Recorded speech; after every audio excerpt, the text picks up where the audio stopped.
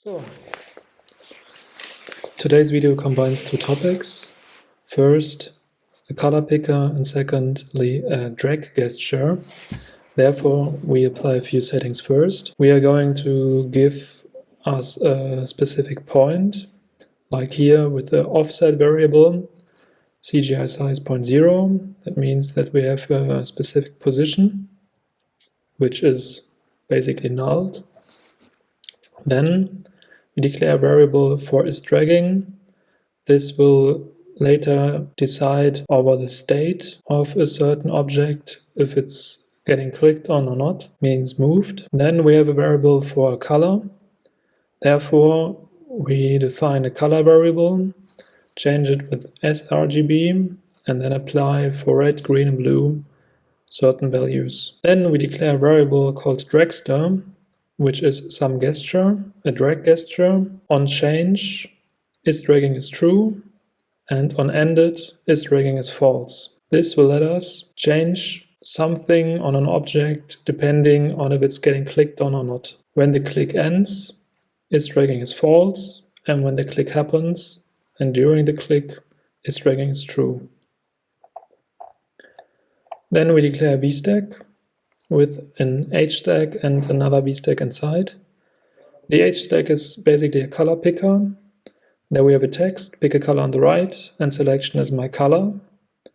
So the color that is displayed is actually my color, which has a variable, and then we have a padding around the hstack, which we can see here. The interesting part comes later, because the selection is my color. That means with the color picker we can apply any color, and then my color becomes the color we just picked with the color picker.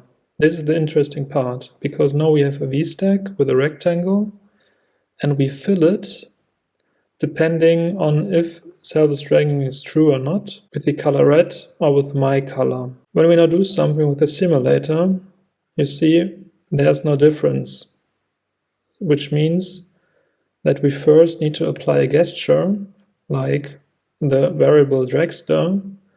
So actually the dragster makes a change depending on if isDragging is true or not, because without the gesture, the program doesn't know if you click on it or not. So let me first enable the gesture.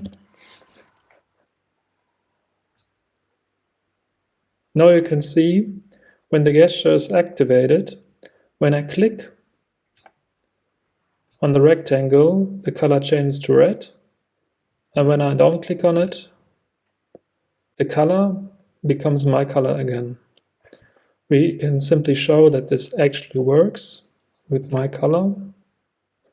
Therefore we pick blue, click somewhere in the screen, and you see the rectangle takes on my color, which is blue at the moment. So the second topic of this video is about a drag gesture, where you can, like on many other applications, simply drag something and then something happens. This can especially be useful, for example, when you're programming a calendar and you want to drag, for example, a month to one side, and depending on to which side you drag the month, you want to display the month after the current month, which is displayed, or the month before the month that is displayed. So we applied some logic, what you can see here. Now we have red, and you can see we have actually a nice animation, so it's fading out, the rectangle, or it's yellow if you push it to the left side. So first we declare the position, which is offset, and then x offset with 0.2 y0 actually declares the speed which with the rectangle moves. As you can see, depending on how much I put in, the faster the rectangle is moving.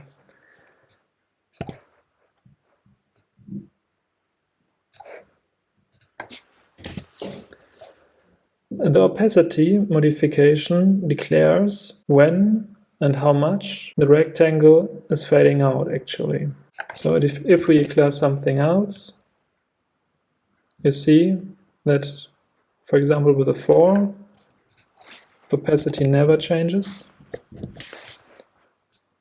With 1, it directly changes, and with 2, somewhere in the middle way.